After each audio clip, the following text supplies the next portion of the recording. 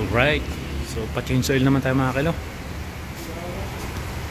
Tatanggal na ng filter doon sa ilalim.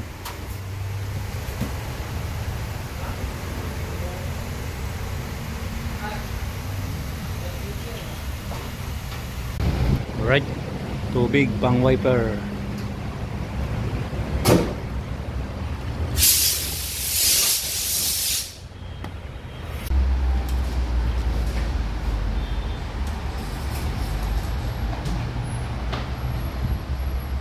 Pa? Ano na to? Kailan pong pinalitan niya? Matagal na yan Doon pa yung Palitan niya? Pati yung steering? Kina Edmar pa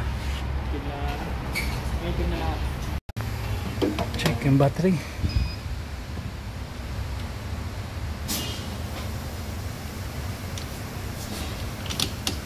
Ayos pa ang reading. Okay pa. Parang naka-isang taon na yan. Ano ito?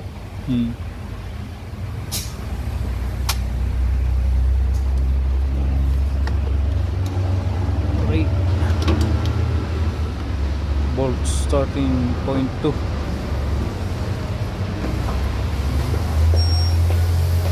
Right. So dito mga kilo yung mga Pilipinong mga worker. Check din ang tire mga kilo.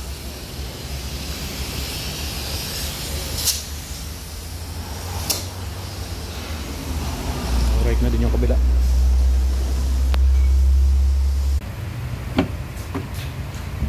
Alright, linisan ang air filter.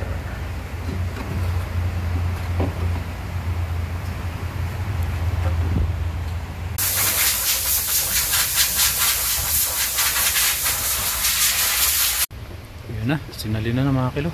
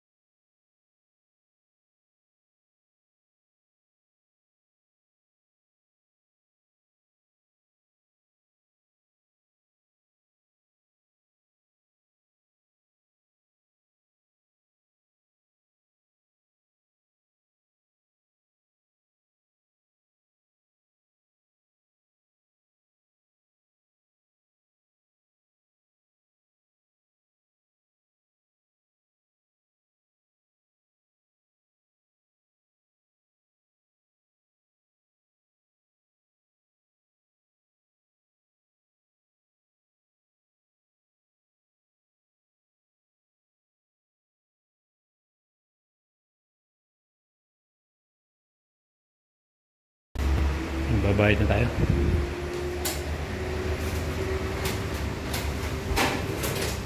Right, so hahangin na lang mga kilo. Tatanggalin yung alikabok, yung dust. At yung pinagbayaran natin mga kilo, 459 real. Ayan. Change oil filter. Oil filter, ayan po. So ang mahal talaga pag sa maintenance ng sakyan. Kaya na rin po yung nabayad natin sa natawag siya mo saglit. Alright, let's go na mga kilo. So yun lang po, nishare ko sa inyo yung pagpapachange oil nitong GMC. Thank you for watching. Yan po ang buhay-buhay ko dito mga kilo. Alright, thank you for watching. Salamat po sa suporta doon sa mga sulit kakilo na dyan na hindi nag-i-skip ng ads. Yan, salamat po sa inyong lahat. Bye bye. God bless us all. Uwi na.